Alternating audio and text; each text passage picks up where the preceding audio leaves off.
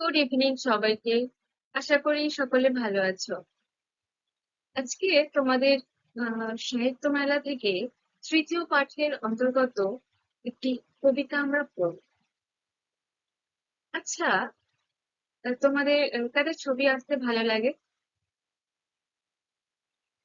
তো তোমরা কেমন ধরনের ছবি আঁকো? এই ছবি আঁকা তো অনেক রকমের হয়। তো আজ পর্যন্ত এখনো পর্যন্ত তোমরা কেমন ধরনের ছবি এঁকেছো বলো দেখি। বাহ। আচ্ছা, আর তোমাদের মধ্যে কারা কবিতা লিখতে ভালোবাসে? বাহ। এখানে দুটো দল আছে দেখছি, যে একদল ছবি আঁকতে ভালোবাসে আর একদল কবিতা লিখতে ভালোবাসে, তাই তো? হ্যাঁ, তো এই হঠাৎ আজকে ছবি আঁকা বা এই কবিতা লেখা নিয়ে বলছি, কারণ আজকে আমরা এরকম একটা কবিতা পড়তে চলেছি যেটা এরকম ছবি আঁকা বিষয়ক এবং কবিতা লেখা বিষয়ক প্রসঙ্গ রয়েছে। হুম, তো সেই কবিতাটি হলো কবি মৃদুল দাশগুপ্তের লেখা আঁকা লেখা, অর্থাৎ কবিতাটির নামই হলো আঁকা লেখা। হুম। আমরা যারা কবিতা লিখতে ভালোবাসি কিংবা ছবি আঁকতে ভালোবাসি, এই যে কবিতা লেখা বা ছবি আঁকা, এগুলো এগুলো এক একটা সত্তা। এগুলো কোথা থেকে আসে, মানে আমরা কিভাবে লিখি? এগুলো আসে আমাদের মন থেকে, তাই না? তো এই আমাদের যে এই শিল্পী সত্তা মন, সেটাকে প্রভাবিত করে কে? এই প্রকৃতি। তাতে এই প্রকৃতির প্রভাবে প্রভাবিত হয়েই আমাদের ছবি আঁকতে ইচ্ছে করে কিংবা কবিতা লিখতে ইচ্ছে করে, তাই না? যে দেখ, আমরা যেমন অনেক সুন্দর একটা সিনারি, যে একটা প্রকৃতির একটা টুকরো সৌন্দর্য ধরো আমরা দেখলাম, দেখার পরে আমাদের কি মনে হয় যে পাহাড়ে তো খুব সুন্দর, এটা ছবি আঁকলেই হয়। দিয়ে কি করি আমরা, সেটার একটা আহ ছবি আমরা আঁকার চেষ্টা করি। কিংবা একটা সুন্দর একটা দৃশ্য দেখলে, প্রকৃতির সৌন্দর্যের কোনো দৃশ্য দেখলে কি হয়, আমাদের তখন মনে হয় যে এটা নিয়ে তো আমি কবিতা লিখে ফেলতে পারি, তাই না? অনেক ছন্দ, অনেক কিছু আমাদের মাথার মধ্যে চলতে থাকে, মনে এসে জমা হয়। সেগুলো আমরা কথার মাধ্যমে লিখে প্রকাশ করতে সচেষ্ট হই, তাই না? তো এই যে প্রকৃতি বলতে শুধু যে গাছপালা, পাহাড় পর্বত, নদী নালা, সেটা কিন্তু নয়। প্রকৃতির মধ্যে এই পশু পাখি, কীট পতঙ্গ, এগুলো সবকিছুই প্রকৃতির একটা অঙ্গ। হুম। মানে ছবিতে তোমরা দেখতে পাবে, এই যে শুধুই গাছপালা বা কি নদী নালা, এগুলো শুধু একা একা থাকে যতটা না পরিপূর্ণ, তার সঙ্গে এই পশু পাখি বা কীটপতঙ্গ গুলো রয়েছে বলে দেখো আরো বেশি সৌন্দর্যটা যেন ফুটে উঠেছে, তাই না? তো এই যে এই গোটা প্রকৃতির সৌন্দর্যই আমাদের শিল্পী সত্তা মনকে প্রভাবিত করে, আমাদের ছবি আঁকতে কিংবা কবিতা লিখতে মনকে আবিষ্ট করে তোলে, তাই না? তো এই আমাদের যে কবিতাটা আমরা পড়বো, সেই কবিতার কবি মৃদুল দাশগুপ্ত তার মনকেও এরকম রঙিন করে তুলেছে আমাদের এই প্রকৃতির সৌন্দর্য। হ্যাঁ, তো তাই জন্য মৃদুল দাশগুপ্ত এই প্রকৃতিটাকে তার কবিতার মধ্যে আঁকার সাথে ফুটিয়ে তুলেছে। হ্যাঁ, এছাড়া প্রকৃতি যে এই কবিতা লেখার একটা রসদ হয়ে ওঠে, এবং সেই রসদ, তার প্রকৃতির এই সৌন্দর্য বা প্রকৃতির একটা টান, সেটাও যে পাঠক মনের কাছে আহ, পৌঁছানোর যে একটা রসদ যোগায়, সেটা তিনি পুরোটাই তার কবিতার মধ্যে দিয়ে বর্ণনা করেছেন এবং ফুটিয়ে তুলেছেন সুন্দরভাবে। হুম, তো সেটা আমরা এখন পড়বো। আসলে কবিতাতে যাওয়ার আগে আমাদের কবি মৃদুল দাশগুপ্ত সম্পর্কে আগে আমরা কিছু জেনে নিব, কেমন? তো কবি মৃদুল দাশগুপ্ত ছিলেন একজন ভারতীয় বাঙালি কবি ও একাধারে সাংবাদিক। তিনি 1955 সালে হুগলি জেলার শ্রীরামপুরে জন্মগ্রহণ করেছিলেন। তার পিতা ছিলেন জ্যোৎস্না কুমার দাশগুপ্ত এবং মায়ের নাম ছিল শান্তনা দাশগুপ্ত। তিনি উত্তরপাড়া কলেজে জীববিজ্ঞান বিষয় নিয়ে পড়াশোনা করেছেন এবং তার কর্মজীবন শুরু হয় সাপ্তাহিক পরিবর্তন পত্রিকার সাংবাদিক রূপে। এরপর তিনি একে একে যুগান্তর, আজকাল এই সমস্ত পত্রিকাতে তিনি সাংবাদিকতার কাজ করছেন। এবার আসি তার গ্রন্থ সম্পর্কে। জলপাই কাঠের এসরাজ এটা ছিল তার প্রথম কাব্যগ্রন্থ। হ্যাঁ, এছাড়াও তার অন্যান্য গ্রন্থগুলি ছিল, যে কাব্যগ্রন্থগুলি হলো এভাবে কাঁদে না, গোপনে হিংসার কথা বলি, সূর্যাস্তে নির্মিত গৃহ, সোনার বুদ্ধি, সাত পাঁচ ইত্যাদি। এগুলো অন্যান্য কাব্যগ্রন্থ ছিল। কবিতা সহায় নামে তার একটি প্রবন্ধ গ্রন্থও ছিল। এছাড়াও তিনি অনেক ছড়ার বইও লিখেছেন ছোটদের জন্য, সেগুলি হলো ছড়া 50, ঝিকিমিকি ঝিরিঝিরি, আম পাতা জাম পাতা, রঙিন ছড়া ইত্যাদি। তার এই কর্মজীবনে এবং এই সাহিত্য জীবনে তিনি বেশ সম্মাননাও পেয়েছেন। সেগুলি হলো, তিনি 1975 সালে ন্যাশনাল রাইটার্স অ্যাওয়ার্ড পেয়েছেন।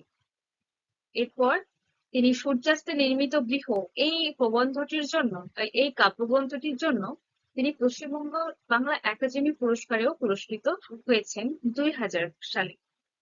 এরপর 2012 সালে তিনি সোনার বুদবুদ কাব্যগ্রন্থের জন্য রবীন্দ্র পুরস্কারের পেয়েছেন তিনি। তিনি বর্তমানে এখন সাংবাদিকতার কাজের সঙ্গে তিনি যুক্ত রয়েছেন। তো এই হলো আমাদের কবি পরিচিতি, অর্থাৎ মৃদুল দাশগুপ্ত সম্পর্কে আমরা একটু জানলাম। এবারে কবিতা সম্পর্কে আমরা এবার ব্যাখ্যা বিশ্লেষণ করে ভালো করে বুঝবো। চলো দেখে নেওয়া যাক। কি বলেছিলাম, যে কবির শিল্পী মনকে রঙিন করে তুলেছে পরম প্রকৃতি। তাই জন্য দেখবো তার এই কবিতার মধ্যে দিয়ে তিনি প্রকৃতিটাকে আঁকার মাধ্যমে ফুটিয়ে তুলেছেন, এবং যে প্রকৃতি যে কবিতার লেখার রসদ হতে পারে বা পাঠক মনের কাছে পৌঁছাতে পারে এই প্রকৃতির ফলে, অর্থাৎ তিনি যে প্রকৃতির ফলে পাঠক মনের কাছে পৌঁছাতে পারেন, সেটা তিনি এখানে বর্ণনা করেছেন। কিভাবে বলছেন চলো দেখা যাক। কবিতাটি হলো, রং ছড়িয়ে খুশখেয়ালে আমি যখন চিত্র আঁকি, তিনটি শালিক ঝগড়া থামায় অবাক তাকায় চড়ুই পাখি। মৎস্য ভুলে মাছরাঙা তার নীল রংটি ধার দিতে চায়, প্রজাপতির ঝাঁক চাইছে তাদের রাখি আমার আঁকায়। গর্ত থেকে ইঁদুর সেটাও পিটপিটে চোখে দেখছে চেয়ে, রংতুলিরা বেজায় খুশি আজ দুপুরে আমায় পেয়ে। অর্থাৎ রং ছড়িয়ে খেয়ালে আমি যখন চিত্র আঁকি, এখানে আমি বলতে কাকে বুঝিয়েছে, এখানে স্বয়ং কবি নিজের কথাই বলছেন। তাহলে কি বলছি, যে রং ছড়িয়ে খুশখেয়ালে আমি যখন চিত্র আঁকি, অর্থাৎ রং ছড়িয়ে খুশখেয়াল মানে কি, যে আপন কালে আপন মনে বা নিজের মর্জি মতো। তা কবি নিজের আপন খেয়ালে রং ছড়িয়ে তিনি ছবি আঁকছেন। তো তার যে এই যে একটা কল্পনা শক্তি, ছবি ছবি কি মানুষ একটা প্রকৃতির উপর প্রভাবিত হয়ে কল্পনা থেকেই তো মানুষ চিত্র আঁকে, অর্থাৎ ছবি আঁকে। যে চিত্র মানে যে ছবি, আশা করি তোমরা সবাই জানো। আচ্ছা, তো এই কল্পনা থেকে যে তিনি যে ছবি আঁকছেন, সেখানেই তার কল্পনাতে এরকম কিছু আসছে, যে তিনটি শালিক ঝগড়া থামায় অবাক তাকায় চড়ুই পাখি। যে তিনটি শালিক ঝগড়া করছিল, তারাও ঝগড়া থামিয়ে দিয়েছে, এবং আহ চড়ুই পাখিও অবাক ভাবে দেখছে তাকে। কাকে দেখছে না, কবিকে দেখছে। অর্থাৎ এই যে তিনটি শালিক যে ঝগড়া থামিয়েছে, এরা ঝগড়া থামিয়েও কিন্তু কবিকেই দেখছে, কারণ কবি রং তুলি ছড়িয়ে তিনি আঁকতে বসেছেন। সেটা দেখে ওরা উদ্ভূত হয়ে তারা মুগ্ধ হয়ে এই তিনটি শালিকও ঝগড়া থামিয়ে খুবই আঁকা দেখছে, এবং চড়ুই পাখিও অবাক ভাবে তাকাচ্ছে তার দিকে। হুম। তারপর কি বলছে, আচ্ছা তার আগে একটা কথা বলি, এই যে তিনটি শালিক ঝগড়া থামায়, এই তিনটি শালিক ঝগড়া, এই কথাটা তোমরা এর আগে কোথায় পড়েছিলে বলো তো, মনে আছে কি? সেই যে ছোটবেলায় সহজ পাঠের মানে রবীন্দ্রনাথ ঠাকুরের সহজ পাঠের দ্বিতীয় ভাগের নবম পাঠে ছিল, যে তিনটি শালিক ঝগড়া করে রান্নাঘরের চালে, মনে পড়ছে? তো সেরকম একটা প্রসঙ্গ কবি এখানে তুলেছেন, যে তিনটি শালিক ঝগড়া থামায়। তো এটা দিয়ে সেটা মনে পড়লো আর কি, ছোটবেলার সেই সহজ পাঠের ছড়াটা, তাই না? আচ্ছা, তারপর কি বলছে? মৎস্য ভুলে মাছরাঙা তার নীল রংটি ধার দিতে চায়। মৎস্য মানে কি? মৎস্য মানে মাছ। তো মৎস্য ভুলে মাছরাঙা, মাছরাঙা পাখি জানো কি? এই যে দেখো, তোমাদেরকে এখানে ছবির মাধ্যমে তুলে ধরেছি। এই যে এটা হলো মাছরাঙা পাখি, তোমরা নিশ্চয়ই দেখেছো। তো এই মাছরাঙা পাখির কথা এখানে প্রসঙ্গ এখানে তুলেছে যে মাছরাঙা পাখিরা কি হয়, ওরা সাধারণত মাছ শিকার করে খায়, তাই না? তো এই মাছরাঙা পাখির চেহারা বা বর্ণনা কেমন হয়? না, তার তীক্ষ্ণ দৃষ্টি হয়, কারণ ওই ওই দৃষ্টি দিয়েই তো, তীক্ষ্ণ দৃষ্টির ফলেই তো তারা মাছ শিকার করে, তাই না? যে জলের ভিতর মাছ ঘুরে বেড়ায়, সেটা ওই ঘুরে বেড়ানো মাছটাকে যে ধরে মানে শিকার করা, সেটা তো চারটিখানি কথা নয়। সেটা তার তীক্ষ্ণ দৃষ্টির ফলেই সে সহজে মাছটাকে শিকার করতে পারে। তো এই মাছরাঙাটা যদি বর্ণনা করি কিভাবে, যে মাছরাঙার তীক্ষ্ণ দৃষ্টি এবং সরু সুচালো ঠোঁট, দেখো, সরু সূক্ষ্ম সুচালো ঠোঁট রয়েছে, এবং তার গায়ের রংটা দেখো, যে নীল আর সাদার মেশানো, তাই না?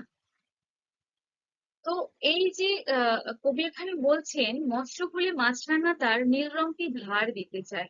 তার নীল রং বলতে কি? তার এই যে শরীরে তার যে তার পালকটা দেখো নীল রঙের, নীল আর সাদায় মিশ্রিত। তো এই মাছরাঙা পাখিটা সে যে মাছ ধরবে, সেই মাছ ধরা ভুলে গিয়ে কবি যে ছবি আঁকছেন সেখানে এই তার শরীরের নীল রংটাও যেন ধার দিতে চায়। হুম, তারপর কি বলছে? প্রজাপতির ঝাঁক চাইছে তাদের রাখি আমার আঁকায়। অর্থাৎ কবির মন, অর্থাৎ কবি যে ছবি আঁকছেন সেখানে যে প্রজাপতির ঝাঁক, যে প্রজাপতির ঝাঁক ঘুরে বেড়াচ্ছে, তারাও যে যেন চাইছে যে কবি যে ছবিটি আঁকছেন সেখানে যেন তাদেরকেও রাখা হয়। অর্থাৎ তার আঁকার মধ্যে যেন এই প্রজাপতির ঝাঁকের একটা ছবি থাকে।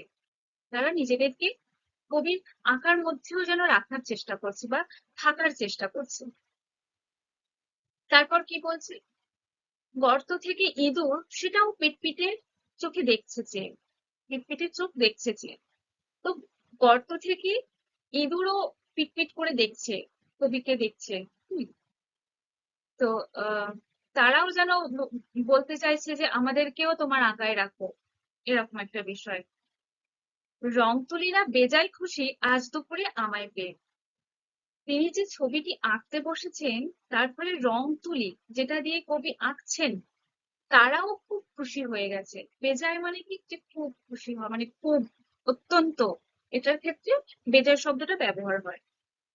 তো কবি যে ছবি আঁকছেন প্রকৃতির, অর্থাৎ এই যে শালিক পাখি বা চড়ুই পাখি, তারপর প্রজাপতি, ঝাঁক বা মাছরাঙা বা ইঁদুর, এই প্রকৃতির এই প্রাণীগুলো যেমন থাকতে চাইছে বা তারাও যেমন অবাক হয়ে মুগ্ধ হয়ে দেখছে, খুশি হয়েছে, তেমনি তিনি যে যে উপকরণ দিয়ে তিনি ছবিটি আঁকছেন, অর্থাৎ এই রং তুলি এটা দিয়ে ছবি আঁকছেন, তারাও যেন খুব খুশি হয়েছে যে কবি তাদেরকে দিয়ে ছবি আঁকছেন, তাও প্রকৃতির ছবি।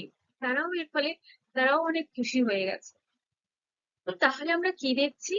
যে কবি ছবি আঁকতে বসেছেন তার, এবং তিনি তার কল্পনা চিত্তে, অর্থাৎ কল্পনা মনে তিনি কি ভাবছেন, বা তিনি তার আঁকার মধ্যে কি ফুটিয়ে তুলছেন?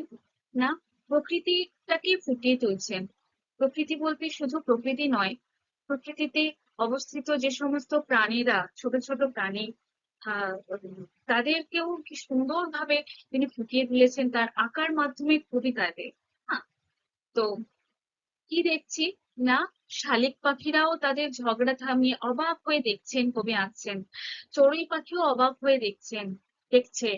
তারপরে এই যে মাছরাঙা, মাছরাঙা যে শিকার করবে, সেই মাছ ধরা, অর্থাৎ মাছ শিকার করা ভুলে গিয়ে তার শরীরের নীল রংটাও যেন কবিকে ধার দিয়ে দিতে চাইছে। আবার এই প্রজাপতির ঝাঁক, তারা উড়ে আপন তালে তো উড়ে বেড়ায়, বা ফুলের মুখ খুঁজে বেড়ায়, বা ফুলে ফুলে ঘুরে বেড়ায়। তো এরাও যেন কবির কবির দিকে তাকিয়ে দেখছে, এবং কবির আঁকার মধ্যে তারাও তাদেরকে দেখতে চাইছে বা রাখতে চাইছে। আবার গর্তে থাকা ইঁদুর গুলোও যেন তার আঁকার মধ্যে থাকতে চাইছে, তারাও পিটপিট করে দেখছে। অবাক হয়ে মুগ্ধ হয়ে দেখছে যে কবি কেমন ছবি আঁকছে। আচ্ছা, তাও প্রকৃতির ছবি। হুম, তো এটা গেল তার আঁকা বিষয়। আঁকাটাকে তিনি কিভাবে কবিতার মাধ্যমে ফুটিয়ে তুলেছেন। এবার আসবে লেখা। আঁকা লেখা দুটো নাম, আর আঁকাটাও একটা প্যারায়, লেখাটাও তার পরের প্যারায়, পরের স্তবকে। তো এবার দেখা যাক যে লেখা, তো লেখাতে তিনি কি বলতে চাইছেন। তারপর কবিতাটির পরের অংশে তিনি কি বলছেন, সে কবিতাটি হলো: ওই যে মাঠে চাঁদের দুধের স্বর জমে যায় যখন পুরু, বাতাস ঈষৎ কাঁপন দিতেই আমার ছড়া লেখা শুরু। এবার যেন তারার মালা পুষ্পপনি নামছে কাছে, অ লিখছে, আ লিখছে, 10 জোনাকি বকুল গাছে। এই ছড়াতেই আজ আমাকে তোমার কাছে আনলো হাওয়া, সেই তো আমার পরম পুলক, সেই তো আমার পদক পাওয়া। সুন্দরভাবে তিনি ফুটিয়ে তুলেছেন। দেখো যে আগেরটা কি হলো, আঁকা বিষয়ক হলো, এবার তিনি লেখা। লেখা বলতে কি, তিনি ছড়া লেখা বা কবিতা লেখার কথা বলছেন। ওই যে মাঠে চাঁদের দুধের স্বর জমে যায় যখন পুরু।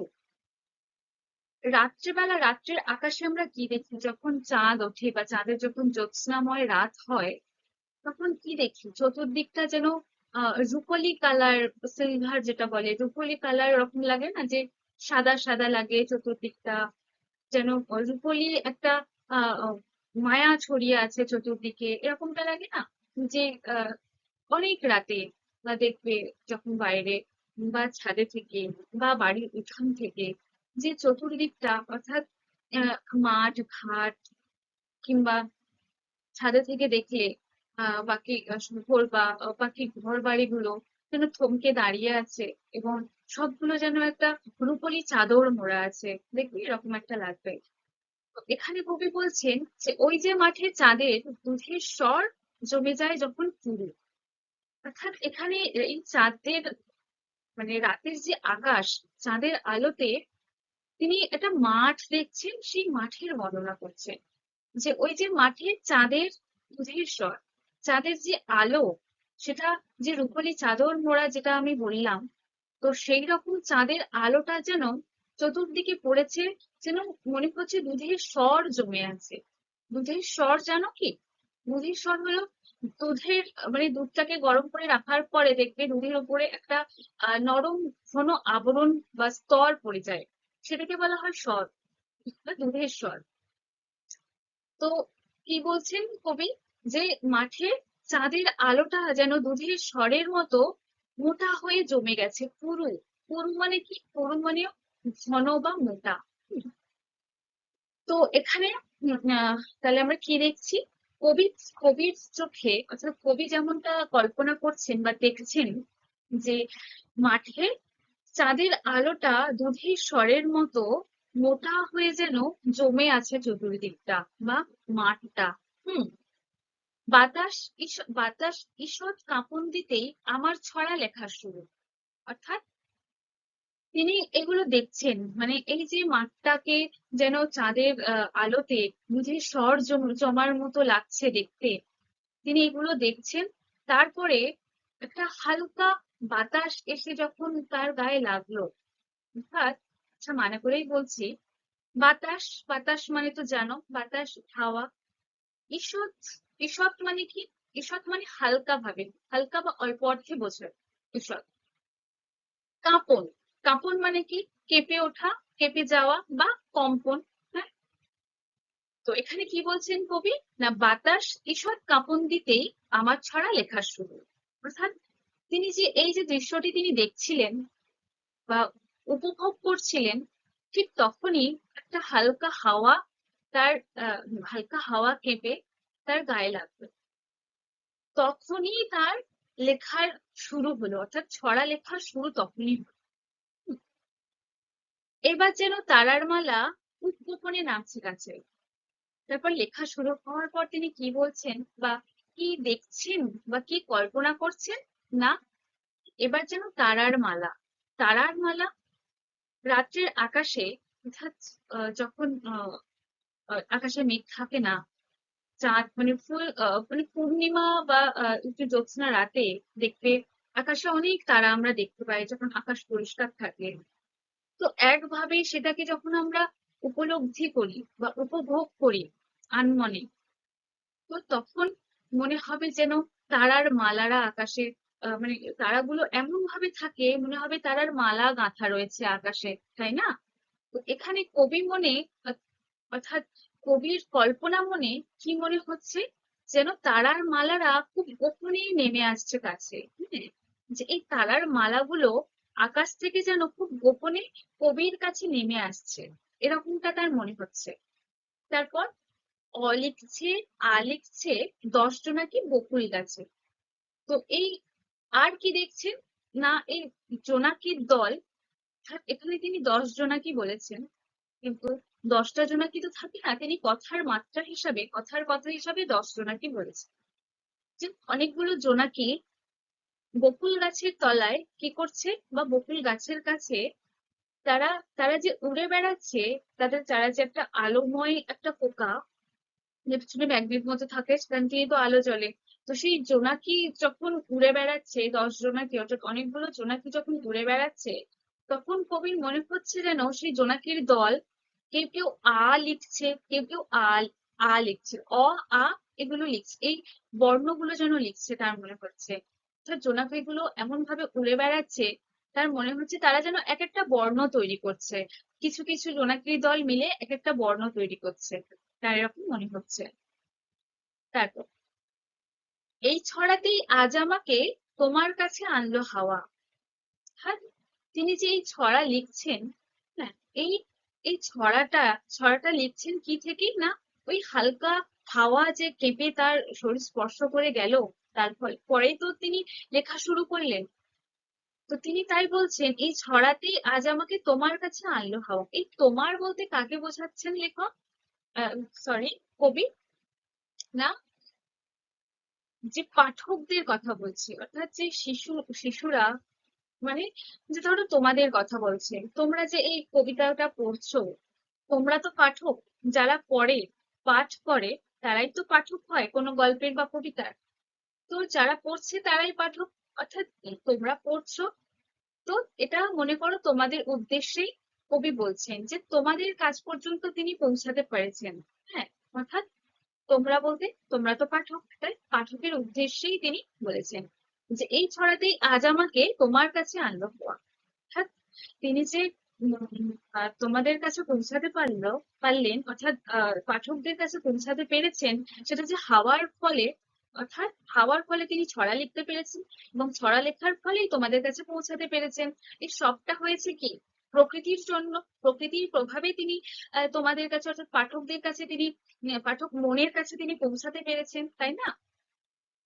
তারপরের লাইন, শেষ লাইন, সেই তো আমার পরম পুলক, সেই তো আমার পদক পাও। এই যে কবিতাটিতে কবি যে এরকম সুন্দর করে প্রকৃতিটাকে আঁকার এবং লেখার যে ছড়ার মাধ্যমে তিনি যে তুলে ধরেছেন, ফুটিয়ে তুলেছেন, এই যে এই হাওয়া একটা ঈষৎ কাঁপন দিয়ে বাতাসটা যখন তার গায়ে লাগলো, এবং তিনি যখন ছড়াটা লেখা শুরু করেছেন, তারপরে তার মনে হচ্ছে যে এই ছড়াতেই, এই ছড়ার জন্যই, অর্থাৎ এই প্রকৃতির প্রভাবে তিনি যে ছড়াটা লিখেছে, সেটা তোমাদের অর্থাৎ পাঠকের মন অব্দি তিনি পৌঁছাতে পেরেছেন, পাঠক অব্দি তিনি পৌঁছাতে পেরেছেন, এটাই তার কাছে অনেক আনন্দের বিষয়। হ্যাঁ, পরম মানে কি অত্যন্ত বা অনেক, পুলক মানে কি আনন্দ। তো এই যে তোমাদের অর্থাৎ পাঠক মনের কাছে তিনি পৌঁছাতে পেরেছেন এই প্রকৃতির ফলে, অর্থাৎ এই ছড়ার মাধ্যমে, সেটাই তার কাছে যেন পরম পাওয়া হয়ে গেছে, পরম খুব খুব আনন্দের বিষয় হয়েছে। তাই বলছেন সেই তো আমার পদক পাওয়া। যে পদকটা কি, মানুষ আহ কিছু ডিজার্ভ করে যখন, অর্থাৎ যখন পদক একটা পুরস্কার হিসাবে পায় পদক, তো এই যে পাঠক মনের কাছে তিনি যে পৌঁছাতে পেরেছেন, এটা তার কতখানি আনন্দের বিষয় তার কাছে, যে তিনি এইটাকে, এই যে পাঠক মনের কাছে পৌঁছাতে পারাটাকে, তার মনে হচ্ছে এটাই যেন তার সর্বশ্রেষ্ঠ পদক পাওয়া, এটাই তার সব থেকে বড় উপহার তার কাছে। তো তিনি এই যে তাহলে গোটা যে কবিতাটা তোমরা পড়লে, দুটো ভাগ করে তিনি দেখিয়েছেন, সবটা এই প্রকৃতির প্রভাবে। এই প্রকৃতির প্রভাবে প্রভাবিত হয়ে তিনি কল্পনা জগতে তিনি প্রকৃতির যে সমস্ত ছোটখাটো প্রাণীরা, পশু পাখি যারা ঘুরে বেড়ায়, তাদেরকে তিনি কল্পনার জগতে এনে তিনি আঁকার মাধ্যমে কবিতাটিতে ফুটিয়ে তুলেছেন। এবং এই প্রকৃতির প্রভাবেই, অর্থাৎ এই প্রকৃতি যে তার এই ছড়াটা লেখার রসদ জুগিয়েছে, অর্থাৎ এই যে একটা মাঠ যেটা তিনি দেখেছেন, যে চাঁদের আহ আহ, উম, আলোটা, যেটা যেন মনে হচ্ছে মাঠটাকে দুধের স্বরের মতো মোটা হয়ে দুধের স্বর দিয়ে যেন সেটা জমে রয়েছে মাঠের ওপর। এই যে এটা তিনি দেখেছেন, এটার ফলে তার ছড়া লেখার আহ এটা এটা দেখে তিনি যে উপলব্ধি করছিলেন, এবং এর পরে যখন বাতাস এসে হালকা তার গায়ে যখন লাগলো, এবং তখন থেকেই তিনি ছড়া লেখাটা শুরু করেছেন। অর্থাৎ এই যে ছড়া লেখাটা শুরু করলেন, তাহলে কি এই প্রকৃতিরই প্রভাবে, যে প্রকৃতির প্রভাবে তিনি প্রভাবিত হয়ে, অর্থাৎ এই যে গোটা রসদটা প্রকৃতিই জমিয়েছেন, এই প্রকৃতির প্রভাবেই তিনি ছড়াও লিখতে শুরু করেছেন। এবং তার ফলে পাঠক মনের কাছে, পাঠকদের কাছে তিনি পৌঁছাতে পেরেছেন। এটাই তার কাছে সব থেকে বেশি আনন্দের বিষয় এবং সব থেকে বড় উপহার হয়ে দাঁড়িয়েছে তার কাছে। হ্যাঁ, তো এটা হলো এই কবিতাটির মূল আলোচনা। তো এবারে আশা করছি তোমরা বুঝতে পেরেছো কবিতাটি আমি বোঝাতে পেরেছি। যদিও না বুঝতে পারো আমাকে বলো। হ্যাঁ, তো এবার আসি এটার আরেকটা বিষয় যেটা আলোচনা বাকি আছে, যে নামকরণ। হ্যাঁ, তো এই টোটাল এই গোটা কবিতাটা পড়ে তোমাদের কি মনে হলো? যে আঁকা লেখা কবিতাটি তো তোমরা পড়লে, বুঝলে, তোমাদের কি মনে হচ্ছে যে আঁকা লেখা নামকরণটা সার্থক হয়েছে কি, বা যথার্থ হয়েছে কি? কি মনে হয়? আচ্ছা, আমি আর একবার মনে করিয়ে দিচ্ছি যে কি ছিল না, কবি কল্পনা জগতে তিনি প্রকৃতির সমস্ত ছোটখাটো পশু পাখি পতঙ্গদেরকে তিনি তুলে তিনি কবিতার মাধ্যমে, অর্থাৎ তার আঁকার মাধ্যমে কবিতাটি তো ফুটিয়ে তুলেছেন। এবং এর এর পরে দেখতে পাচ্ছি যে তিনি কবিতা লেখা শুরু করছেন কিভাবে, সেটাও প্রকৃতির ফলে একটা চাঁদের আলোর বুঝে স্বরের মতো জমে আছে মাঠ, সেই মাঠ থেকে বা হালকা হাওয়া থেকে তিনি যে কবিতা লেখা শুরু করেছেন, এবং সেই কবিতা বা ছড়া লেখার ফলে তোমাদের কাছে, অর্থাৎ পাঠক মনদের অব্দি পৌঁছাতে পেরেছেন। এটাই হলো মূল আলোচনা। এবং এই যে দুটো তিনি ভাগ করে দেখিয়েছেন, একটা আঁকা, একটা লেখা, অর্থাৎ ছবি আঁকার মধ্যে দিয়ে একটা দেখিয়েছেন, আর একটা কবিতা লেখার মধ্যে দিয়ে দেখিয়েছেন। তো তোমাদের কি মনে হচ্ছে না যে এই আঁকা লেখা, এই যে দুটো বিষয়, আলাদা আলাদা বিষয় তিনি একসাথে যুক্ত করে একটা সুন্দর কবিতা তিনি রচনা করেছেন? তাতে আমাদের মনে হয় অবশ্যই যে আঁকা লেখা কবিতাটি আহ, বিষয়বস্তু অনুযায়ী, কবিতার বিষয়বস্তু অনুযায়ী নামকরণ যথেষ্ট সার্থকতা লাভ করেছে, তাই না? আচ্ছা, এবার তোমরা বলো একটা কথা, যে তোমরা যে আঁকা বা ছবি আঁকা বা কবিতা লেখা, এই যে দুটো আলাদা আলাদা, যারা ছবি আঁকতে ভালোবাসো তাদের কেন মনে হয় যে ছবি আঁকা, কেন ছবি আঁকি আমি, বা কেন ছবি আঁকতে ভালোবাসো তোমরা? বা তোমরা যারা কবিতা লেখো, বা আমরা যারা কবিতা লিখি, বা আমরা যারা ছবি আঁকি, আমাদের কেন মনে হয় যে আমরা এই কবিতা লিখি বা আমরা কেন ছবি আঁকি? কেন মনে হয় বলো তো? আমরা যারা কবিতা লিখতে ভালোবাসি বা কবিতা লেখা পছন্দ করি, কেন? কারণ কবিতা লেখার সঙ্গে বা কবিতার সঙ্গে আমাদের প্রাণের একটা যেন সংযোগ থাকে। অর্থাৎ এই কবিতার মধ্যে দিয়েই যেন আমাদের অনুভূতিগুলোকে আমরা প্রকাশ করতে পারি, তাই না? আর আমাদের এই মনের অনুভূতিগুলোর মধ্যে থেকে মনের নানান ছবি, তাই না? আর এই মনের নানান ছবিগুলো কি?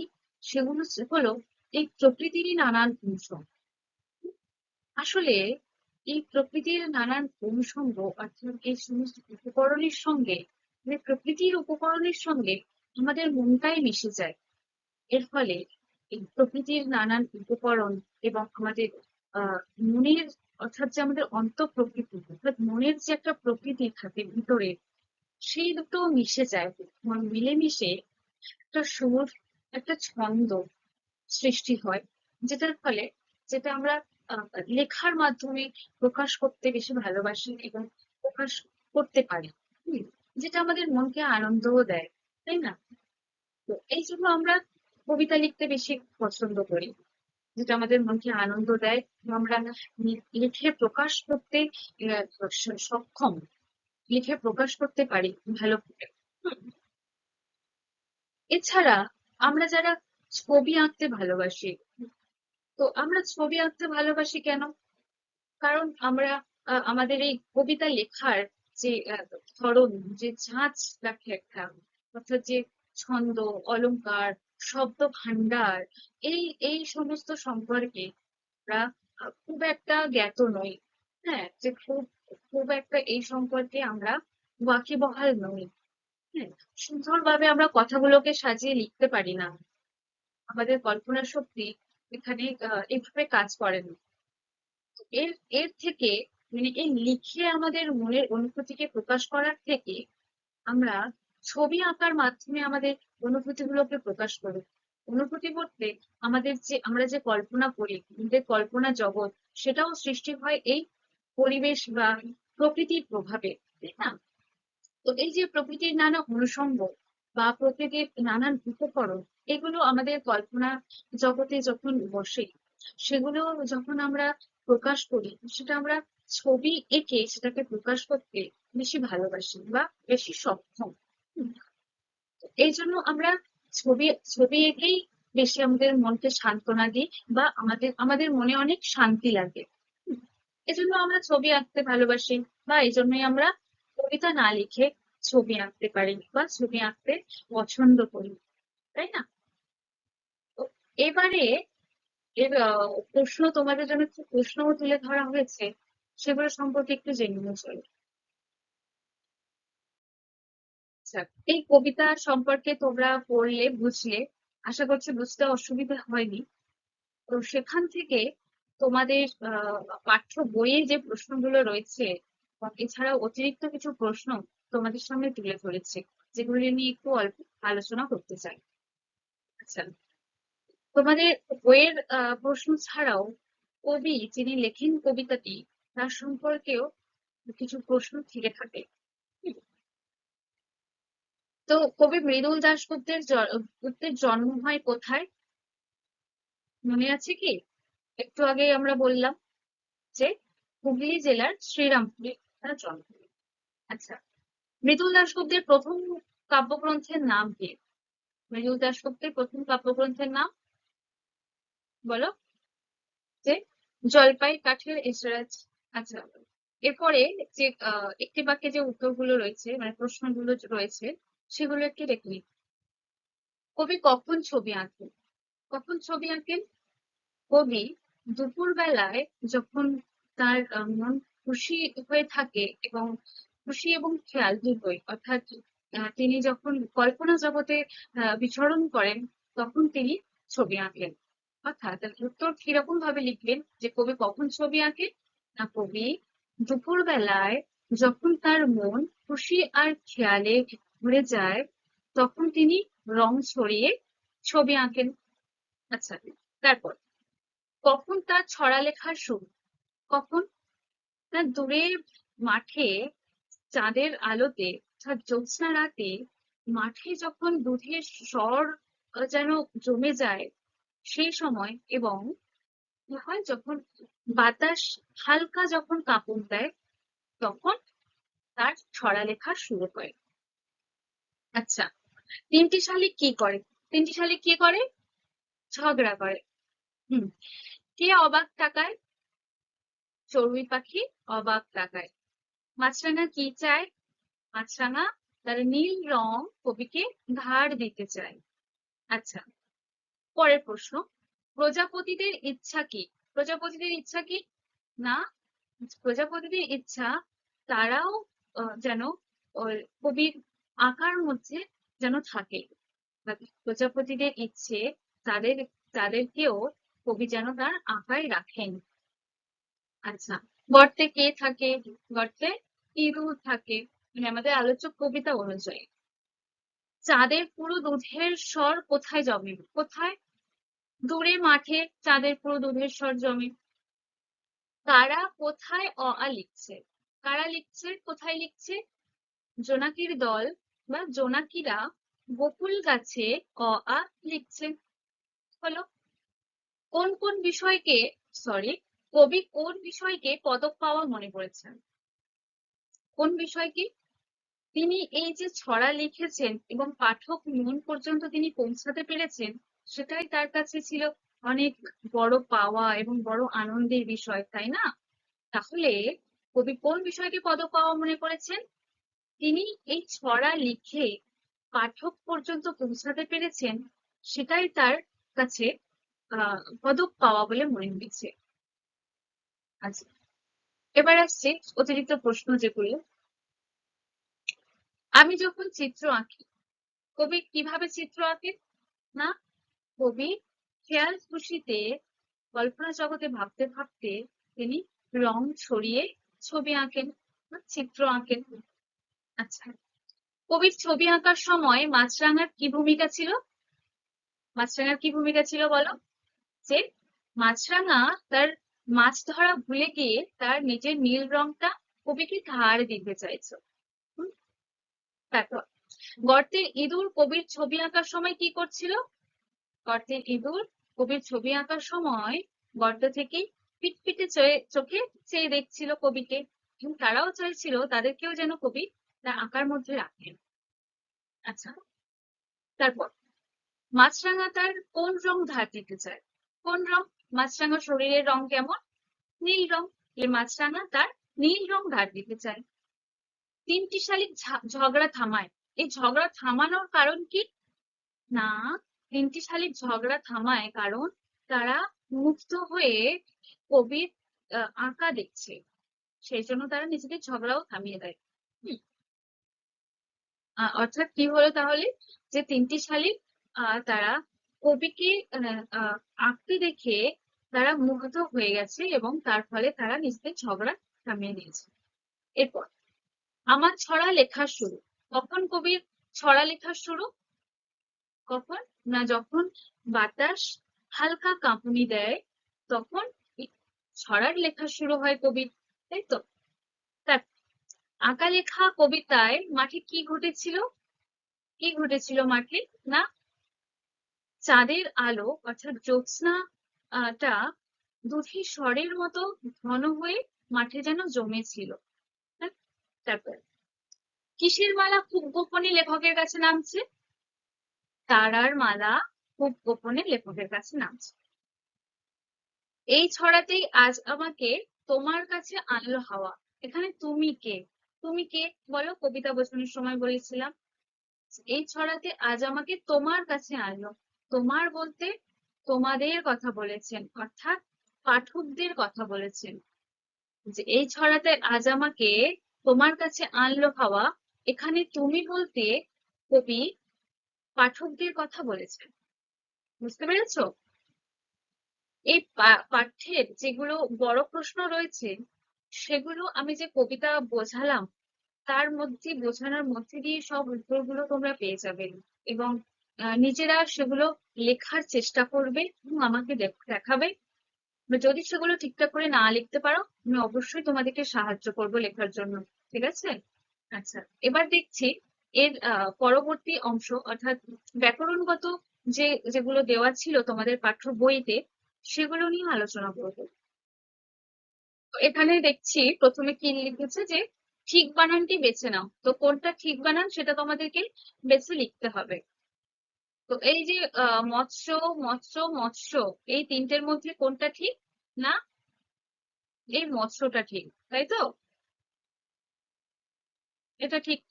তারপর দুইয়ের দাগে বলছে দুধের স্বর দুধের স্বর দুধের স্বর, এই তিনটি বানানের মধ্যে কোনটা ঠিক? দন্তের স্বর বয়রা স্বর হলে কি হয়? আওয়াজ হয়ে যাচ্ছে, তাই না? তালব্যস্বরা স্বর, সেটাও অন্য স্বর হয়ে যাচ্ছে। তো দুধের স্বর এই বানানটা ঠিক। তারপর কাঁপন, কাঁপন, কাঁপন, কোনটা ঠিক এর মধ্যে? এটা ঠিক। আচ্ছা, তারপর ঈষৎ, ঈষৎ, ঈষৎ, এর মধ্যে কোনটা তোমরা পড়েছো কবিতাতে, বলো কোনটা ঠিক? না, এটা ঠিক, তাই তো? আচ্ছা, এবার আসছে সমার্থক শব্দ। সমার্থক শব্দ তোমাদের কিছু শব্দ দিয়ে দিয়েছে, সেগুলোর অর্থ তোমাদের বের করতে হবে। সমার্থক শব্দ মানে যে একই শব্দের অনেক রকম অর্থ হয়, বা তার একই রকম অর্থ বিশিষ্ট অন্য অন্য রকম শব্দও হয়, সেগুলো। তো সামান্য শব্দের সমার্থক শব্দ কি? ঈষৎ। সামান্য মানেও অল্প বা হালকা বোঝায়, ঈষৎ মানেও অল্প বোঝায়। হলো আনন্দ। আনন্দের সমার্থক শব্দ কি? খুশি। খুবই সহজ। মিন। মিন শব্দের সমার্থক শব্দ কি? মৎস্য। মিন মানেও মাছ, মৎস্য মানেও মাছ। নক্ষত্র। নক্ষত্র সমার্থক শব্দ তারা। নক্ষত্র তারাদেরকেও বোঝায়। তারপর আসছে মুশিক। মুশিক মানে কি? ইঁদুর। তো মুশিকের সমার্থক শব্দ ইঁদুর হিসেবে বলতে পারি আমরা। তারপর কম, চারের দাগে কম্পন শব্দ থেকে এসেছে কাঁপন শব্দটি, অর্থাৎ ময় পয় যুক্তাক্ষরটি ভেঙে যাচ্ছে। যে কম্পনের ময় পয়ে যুক্তাক্ষর ভেঙে একটা সাধারণ সিম্পল একটা শব্দ তৈরি হয়েছে, যে কাঁপন। তো এই হারিয়ে যাওয়া আগের ধ্বনিটিকে অনুনাসিক করে তুলেছে এবং একটি নতুন ধ্বনি চলে আসছে। এই নিয়মটি মেনে রেখে নিচের ছকটি সম্পূর্ণ করো। অর্থাৎ যে যুক্ত ব্যঞ্জন থাকছে বা যুক্তাক্ষরটা থাকছে, সেটাকে ভেঙে একটা সহজ সরল সাধারণ একটা শব্দ তৈরি করতে হবে। তো এখানে চন্দ্র আছে। চন্দ্র, তাহলে দন্তের নয় দয়টা ভেঙে একটা সাধারণ শব্দ কি তৈরি হয়ে যাচ্ছে, যেটার মানেও একই রকম থাকতে হবে। তাহলে চন্দ্র, চন্দ্র থেকে আসছে চাঁদ। চম্পা, এই ময় পয়টাকে ভেঙে আসছে পা, অর্থাৎ চাপা আসছে। এবার আসছে ঝাঁপ। ঝাঁপটাকে যদি যুক্তাক্ষর বিশিষ্ট শব্দ তৈরি করা যায়, কি হবে? ঝাঁপ, পটা সেটা ময় পয় হয়ে যাবে। তাহলে ঝম্প থেকে ঝাঁপ, অর্থাৎ ঝাঁপের যুক্তাক্ষর বিশিষ্ট শব্দ হলো ঝম্প। আচ্ছা, এরপর আসছে ষণ্ড। ষণ্ড, ষণ্ড মানে কি? ষাঁড়। তো ষণ্ডর এই মূর্ধন্য টা ভাঙাতে হবে। ভাঙানোর পরে কি হয়ে যাচ্ছে? ষাঁড়। হ্যাঁ, ষণ্ড মানেও ষাঁড়। অঙ্ক, এই ওয়াই কয়টা যুক্তাক্ষর, যেটা ভাঙাই হয়ে যাচ্ছে আঁকা। ঠিক আছে, এবার চলো পরবর্তী অংশ। পরবর্তী অংশ তোমাদের সমস্ত উত্তর করেও তোমাদের সামনে তুলে ধরেছি, দেখো। আচ্ছা, বুঝিয়ে দিচ্ছি। পাঁচের দাগে কি বলছে না, একসঙ্গে অনেক প্রজাপতি থাকলে আমরা বলি প্রজাপতির ঝাঁক। এইভাবে আর কি কি শব্দ তৈরি করা যায়? শব্দ ঝুড়ি থেকে শব্দ নিয়ে নিচের শূন্যস্থানগুলি পূরণ করো। অর্থাৎ এই যে একটা প্রজাপতিকে আমরা প্রজাপতি বলি, এবং অনেকগুলো প্রজাপতিকে আমরা কি বলি? যে প্রজাপতির ঝাঁক। তো এইরকম যে এক বচন থেকে বহু বচন হলে সেগুলোকে তারা কি এক এক দল করে থাকে, অনেকজন বা অনেকগুলো, হ্যাঁ, একসঙ্গে থাকে। তো সেই যে অনেকগুলোকে আলাদা আলাদা নাম দেওয়া হয়, যেমন প্রজাপতিকে বলা হচ্ছে প্রজাপতি, অনেকগুলো প্রজাপতিকে বলা হচ্ছে প্রজাপতির ঝাঁক। সেরকম আরো অনেক কিছু রয়েছে, সেগুলো তোমরা এখন শিখবে। ভেড়ার ড্যাশ। তো ভেড়া, অনেকগুলো ভেড়া একসাথে থাকলে সেটাকে কি বলা হয়? পাল বলা হয়। অর্থাৎ বলে না এক পাল ভেড়া।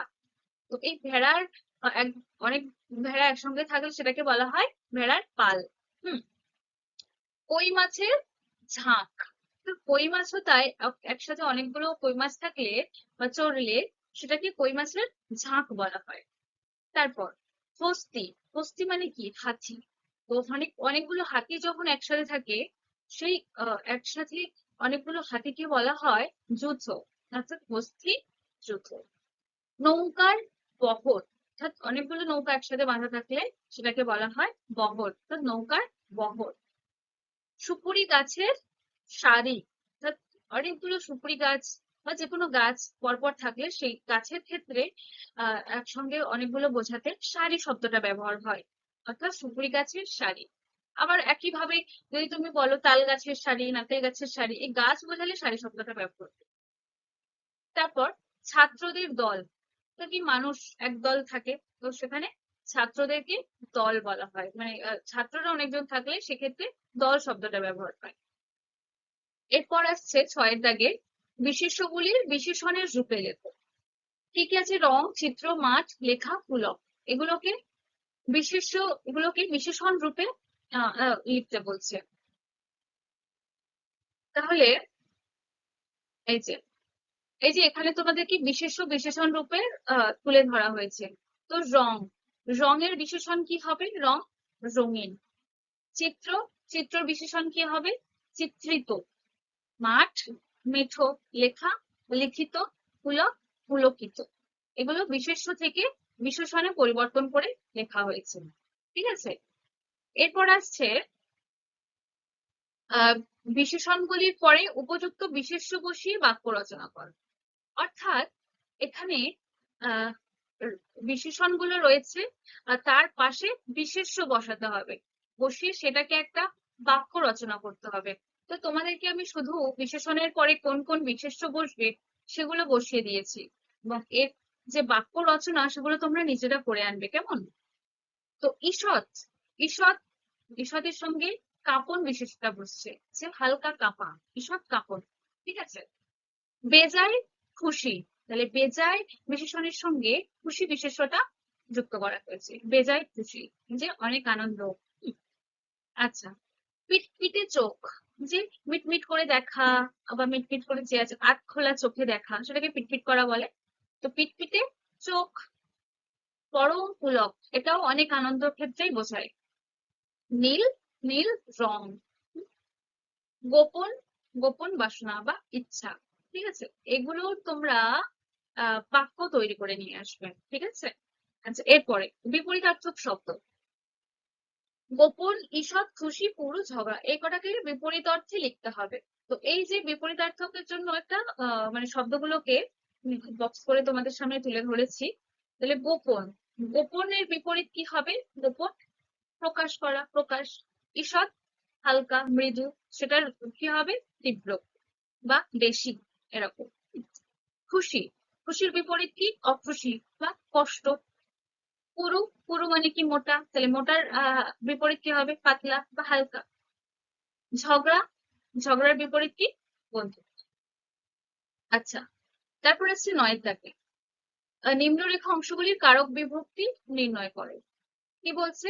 যে তিনটি শালিক ঝগড়া থামায়, তিনটি শালিক ঝগড়া থামায়, তিনটি শালিক কি থামায়? কি দিয়ে প্রশ্ন করলে কি হয়? কর্মকারক হয়। তাহলে এখানে কর্মকারক হলো, কি বিভক্তি হলো? দেখো, ঝগড়া শব্দটার পরে কোনো কিছু এক্সট্রা কিছু রয়েছে কি? অ্যাড হয়েছে কি কিছু? নেই। তার জন্য এটা কি হবে? শূন্য বিভক্তি। তো কর্মকারকে শূন্য বিভক্তি। তারপর গর্ত থেকে আহ ইঁদুর, সেটাও পিটপিটে চোখ দেখছে। কোথা থেকে বা থেকে, থেকে অনুসর্গ থাকলে বা থেকে হইতে থাকলে কোন কোন কারক হয়?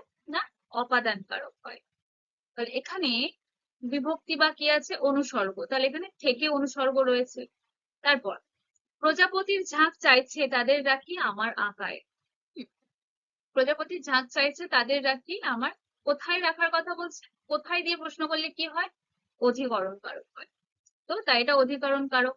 আর এখানে বিভক্তি হিসাবে কি যুক্ত হচ্ছে? দেখো, আঁকা আসল শব্দ, তার সাথে 29টা এই পদটির সঙ্গে যুক্ত হয়েছে। তাহলে কি হয়ে গেল? 29টা আর পরে যুক্ত হয়েছে।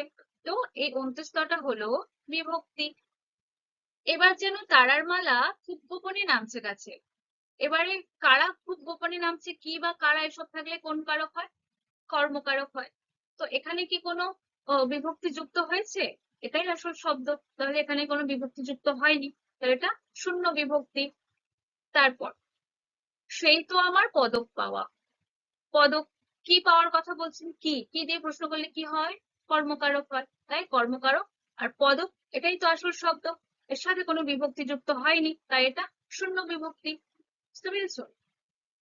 এবং এরপরে এই যে পার্টটা, অর্থাৎ যদি বাক্য বাড়াও, সেটা আরো সহজ। যে আমি যখন আঁকি, কি কিভাবে, তোমরা এটা নিজেরা করবে। যে আমি যখন কি আঁকি? আমি যখন ছবি আঁকি কিভাবে?